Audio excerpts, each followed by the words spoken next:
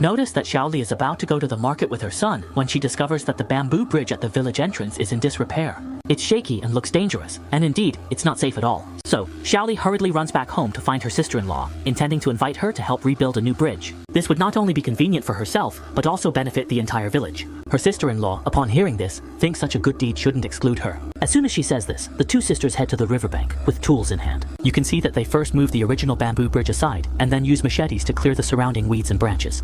They did some cleaning up. However, to minimize expenses as much as possible, the sisters chose to use locally sourced materials.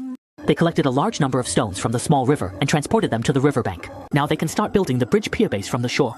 Perhaps at this point, everyone might wonder why there are only 2 women working. It's because most of the adult men in the area are working out of town, leaving only the elderly, children, and women in these mountains. Therefore, in everyday life, when there is a lack of men to do the work, women naturally become the main workforce both at home and outside. At home, they are the main support. And in the fields, one of them can do the work of 2 people, not to say. They're not inherently strong, it's just that there's no one else to help. After all, the work always needs someone to do. Ultimately, someone must take on the responsibility, so locally, women are treated like men like mules, and mules like trucks.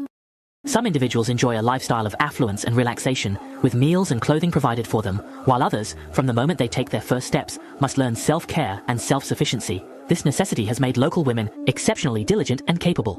They can accomplish everything except dressing up. If they endure hardship, there's no limit to what they can handle. If they work, there's no limit to what they can achieve. While many men are clueless about bridge construction, for the 2 sisters who can do anything, building a bridge is as easy as eating, drinking, and sleeping. In one morning, the sisters had everything ready. After having lunch at home, they would bring 3 square pipes to construct the main spanning structure of the bridge, placing one on the left, middle, and right to make the bridge more stable. Subsequently, you may position wooden planks atop as steps and firmly secure 2 elongated screws on either side to guarantee the connection's stability. The operation here is relatively simple, and I believe that friends with strong hands-on skills will surely grasp it at a glance.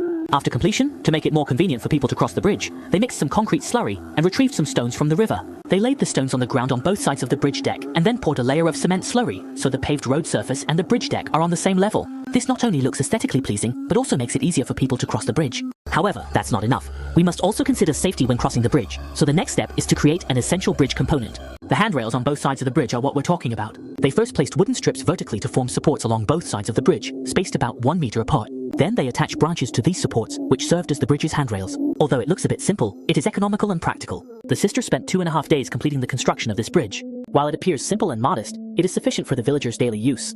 Building roads and bridges is indeed a great service. So for the bridge the sisters built, if the full score is 100, what score would you give them?